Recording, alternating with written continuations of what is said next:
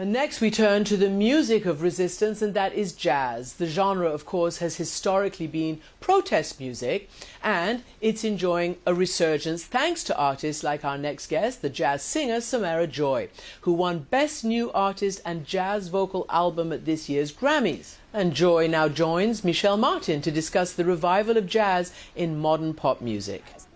You know, it's a little bit of a cliche, but we don't really associate people of your age, I don't mean to age you, but of sort of being attracted to that particular art form. Obviously, a lot of people are. Like, I'm thinking about Jean-Baptiste. I'm thinking about, of course, all the Marcelluses all have been playing at a very young, age and performing. But do you remember, like, how were you exposed to that particular art form and how you knew it was for you?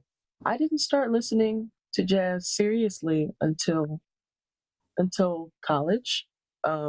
I was exposed to it towards the end of high school. I was participating with the big band at the school, at my high school, and the teacher at the time, she allowed me to do a couple of songs with the band for shows, in school and choral concerts and things like that. And those were the songs, the songs that I learned with that band is what I used to audition for SUNY Purchase, the jazz studies program, because I wanted to sing, but I knew that I couldn't go to any of the big schools for financial reasons. And so SUNY Purchase was close by. I had financial aid and all the in-state tuition. So I was like, I'm going to give it a try. I don't really know anything about jazz. That was like when I heard Sarah Vaughan for the first time. I was like, I'm new to it, but I feel like it's a great place to be in because I can be a sponge. I don't have any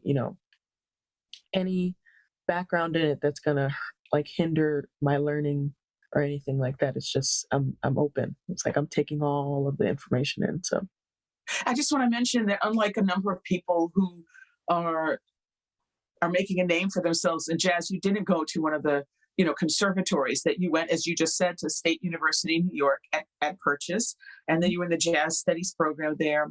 One of your college professors, John Faddis, spoke in a previous interview, and he talked about an assignment that he gave you where you had to add words to an instrumental solo of a jazz song, and you chose a 1957 trumpet solo by Fats Navarro to add in the song Nostalgia. Could you just talk a little bit about just, your process, like how you picked that and why it suited your voice, and just tell us a little bit about it? It was really special for me hearing that song because I think for most instrumental or just most jazz albums that you hear, there are like multiple soloists, and the songs tend to be a bit longer, which is amazing. But with that song, it's like melody, one trumpet solo that was like the definitive voice, improvisational voice on the song, and then the ending. So it was a real highlight of Fats Navarro's mastery on the trumpet, and so I wanted to use lyrics to highlight it even more and bring out, I guess, the story that was already being told. And as far as the process, at first I was like, I don't know if I can do this. Maybe it's going to be corny, but it is an assignment. And so that's all the motivation I need. It's like Monday, it's assigned, Thursday, it's due. So I want to, that pushed me to like, try to think a little bit more intently about the background behind the lyrics that I want to write, talking about maybe what would he have said if he had experienced life beyond 26 years old, because that's what unfortunately. So the thing that people have noted about you, though you're only 23, is that you sound as if you've been singing for decades. I mean, do you know what I mean? I know this isn't the first time you've heard this. I mean, the texture of your voice, the interpretation, your delivery, it just brings up images of the jazz greats. I mean, Regina King, the Queen. She said, it seems like Sarah Vaughan and Ella Fitzgerald are both living in your body. Where do you think that comes from?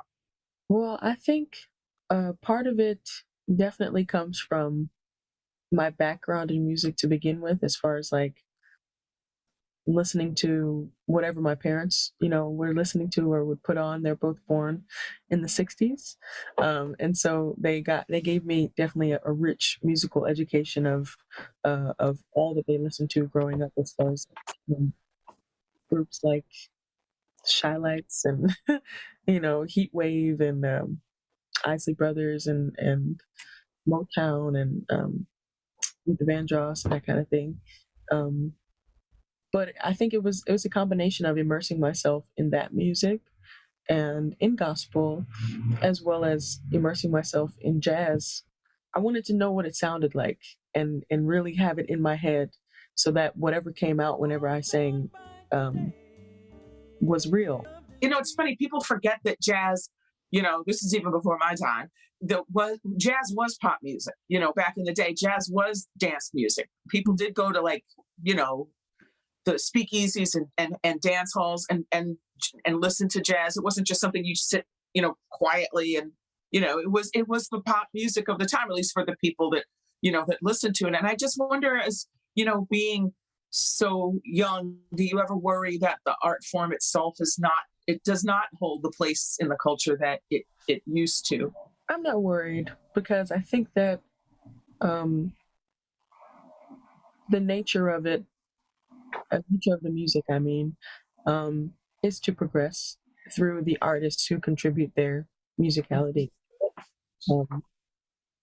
And so I think that it's stood the test of time so far.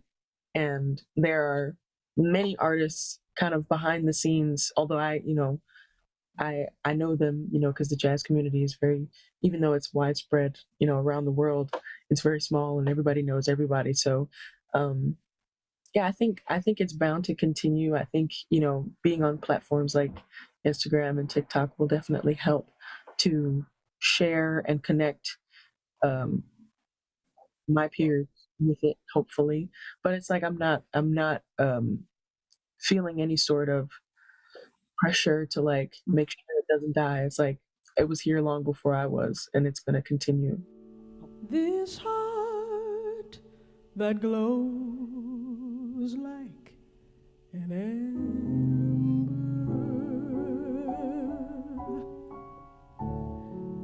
longs to be loved just